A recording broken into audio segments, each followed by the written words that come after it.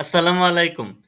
HSC ২০২৫ সালে যারা তোমরা পরীক্ষা দিয়েছিলে, তোমরা অধীর আগ্রহে বসে আছো তোমাদের রেজাল্ট কবে নাগাদ প্রকাশ হতে পারে।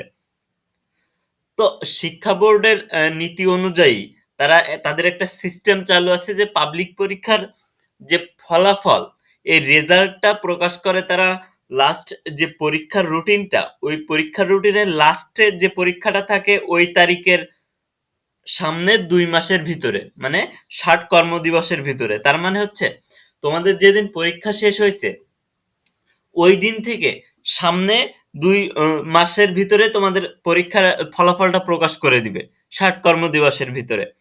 তো তোমাদের যদি আমরা দেখি তাহলে তোমাদের পরীক্ষাটা শেষ হয়েছিল কত তারিখে? তোমরা দেখবা যে তোমাদের পরীক্ষাটা শেষ হয়েছিল কত তারিখে?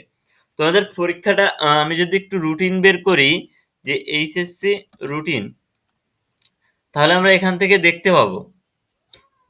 আচ্ছা, এখানে যদি আমরা দেখি তাহলে তোমাদের পরীক্ষাটা শেষ হওয়ার কথা ছিল ১০/৮/২০২৫। তার মানে ১০ আগস্ট ২০২৫ সালে তোমাদের ২০২৫ সালের ১০ আগস্ট তোমাদের এই যে পরীক্ষাটা শেষ হওয়ার কথা ছিল। তাহলে এর পরে তুমি হচ্ছে ২ মাস ধরো সামনে, তাহলে অগাস্ট, সেপ্টেম্বর, অক্টোবর। তাহলে অক্টোবরের ১০ তারিখের ভিতরে কিন্তু তোমাদের রেজাল্টটা প্রকাশ হয়ে যাবে। কারণ তুমি বিগত বছরগুলোতে দেখলেও কিন্তু সেম কাজই হয়েছে, এই সিস্টেমই চালু করা, ঠিক আছে?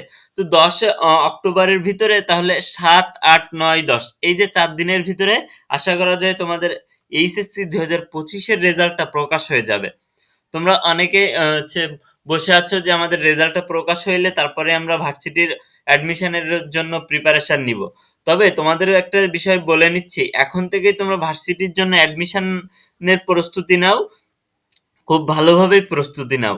কারণ তোমাদের এটা প্রকাশ করতে একটু দেরি হইতে পারে, লেট হইতে পারে। ৬০ কর্মদিবস মানে এখনো অনেক দিন। সো তোমরা কি করো, তোমরা এই যে রেজাল্টের জন্য বসে না থেকে তোমরা তোমাদের মতো পড়তে থাকো।